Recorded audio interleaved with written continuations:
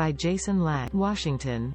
Reuters. The fundraising arms of the two major U.S. political parties poured money into Virginia last month ahead of a November 2 election for governor that will signal whether Republicans have momentum in their bid to win control of the U.S. Congress next year. Campaign finance disclosures filed on Wednesday showed that the Democratic National Committee, DNC, one of the main fundraising bodies for President Joe Biden's party, gave $1.1 million to the Democratic Party. The Republican National Committee, RNC, gave close to $500,000 to the Republican State Party in Virginia during the same period, a separate disclosure showed. Biden won Virginia by 10 percentage points in the 2020 presidential election.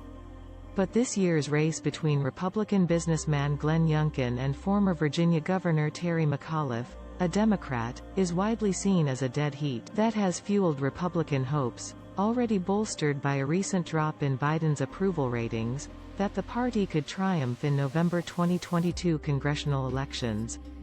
Democrats currently control both congressional chambers. Virginia is also closely followed as a test of how Republicans will fare when former President Donald Trump, who lost to Biden last year but is still widely seen as the party's leader, is not on the ballot. McAuliffe holds a marginal lead on Youngkin in opinion polls, according to a Real Clear Politics polling average.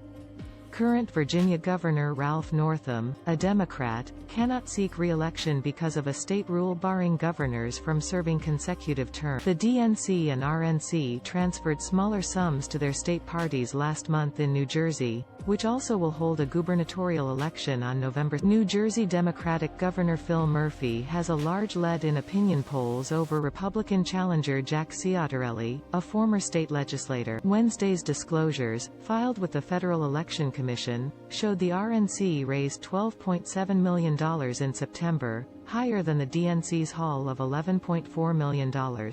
Reporting by Jason Lang. Editing by Peter